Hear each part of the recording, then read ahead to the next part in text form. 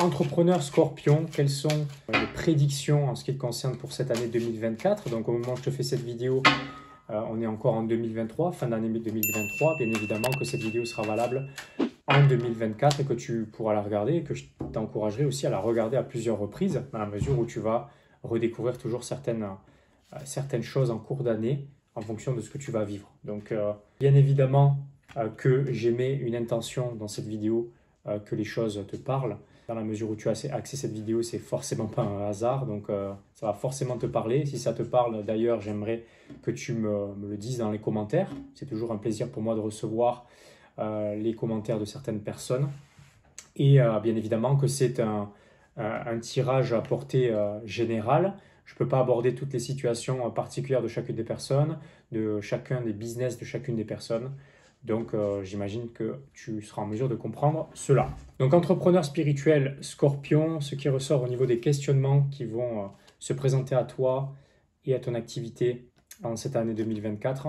Donc, on a l'arcane de la maison Dieu qui ressort, l'arcane de la justice. Donc, il y a beaucoup d'arcanes majeurs qui ressortent. Oh, c'est assez incroyable d'ailleurs. Ça veut dire qu'on insiste vraiment sur l'importance de cette année pour toi en 2024.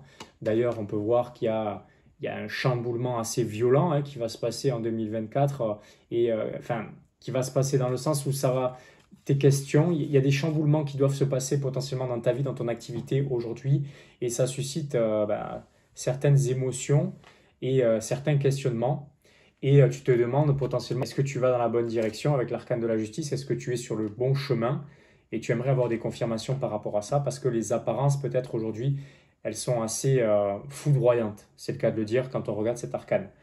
Et tu aimerais finalement tu espères retrouver une forme de paix, de sérénité, te reconnecter à une forme de plénitude et d'abondance dans toutes les dimensions de ta vie. Donc ça, c'est à quoi tu aspires. Ensuite, les blocages que tu vas avoir essentiellement en 2024, donc c'est l'arcane du soleil, encore un arcane majeur, l'arcane du monde, bien évidemment, l'arcane de la justice, la maison Dieu, le soleil, que des arcanes majeurs qui ressortent. Ça signifie que tu vas avoir des difficultés à être dans la joie, on va dire, en 2024. C'est toujours délicat pour moi d'annoncer ce genre de choses, tu t'imagines bien. Mais ce que cela signifie ici, c'est que potentiellement ce que tu vas faire, ce que tu fais dans ton activité, ça ne te procure pas forcément ou ça ne va plus te procurer de la joie. Et que du coup, ça va entraver ton magnétisme et ton charisme, ta capacité à attirer des clients dans ton activité. Donc, il est important pour toi que tu trouves des solutions en 2024 pour te reconnecter à une forme de joie, pour continuer à conserver ce magnétisme, ce charisme, ce rayonnement qui te permet d'attirer les bonnes personnes à toi et dans ton activité. Pour cela, tu vas pouvoir compter sur des ressources intrinsèques, tes ressources à toi, internes. Et c'est l'arcane du chariot qui ressort, donc c'est ce leadership qui est une grande partie de qui tu es. Un leader qui est sur son char, qui trace sa route vers le succès. Donc, l'arcane du chariot, ta capacité à te diriger dans les moments de difficulté.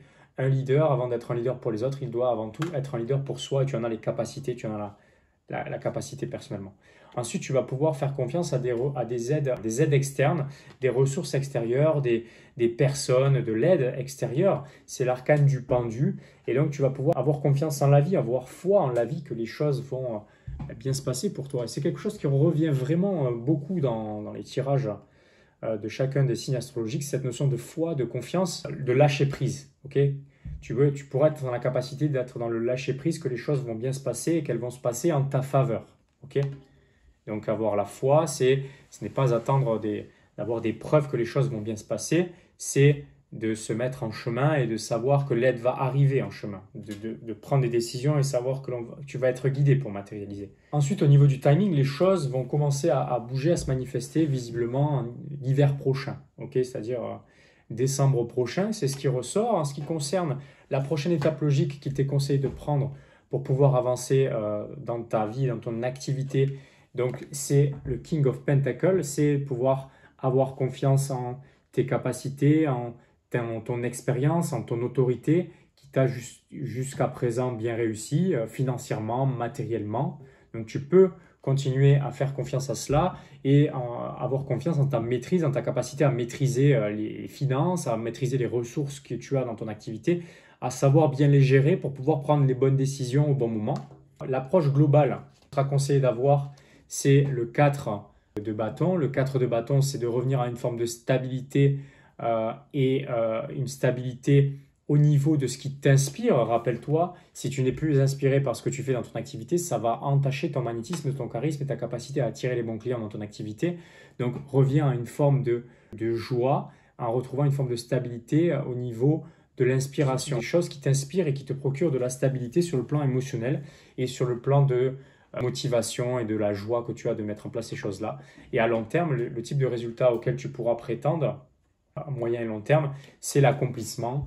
Donc le 10 d'épée, c'est le fait d'arriver au bout d'un certain raisonnement, certaines expériences et d'en avoir tiré des leçons pour pouvoir avancer à l'avenir. Donc c'est une forme d'accomplissement sur le plan concret, cartésien, stratégique pour ton business. J'espère que ça t'a parlé, j'espère que cela va t'aider pour cette année 2024. N'hésite pas à revenir sur cette vidéo quand tu seras la tête dans le guidon et que tu auras besoin de guidance. Reviens sur cette vidéo, tu vas toujours la redécouvrir d'une nouvelle manière à chaque fois que tu vas la revisionner, comme un vieux livre que tu vas lire à plusieurs reprises et que tu as l'impression de redécouvrir différemment. Bah, ça va être la même chose pour cette vidéo. Okay, pour la simple et bonne raison que tu es une personne qui est en perpétuelle évolution, ton niveau de conscience évolue, que tu vas redécouvrir certains éléments que tu n'auras pas vus lors du premier visionnage. Donc, reviens sur cette vidéo quand tu as besoin de guidance et de retrouver une forme de sérénité et de stabilité.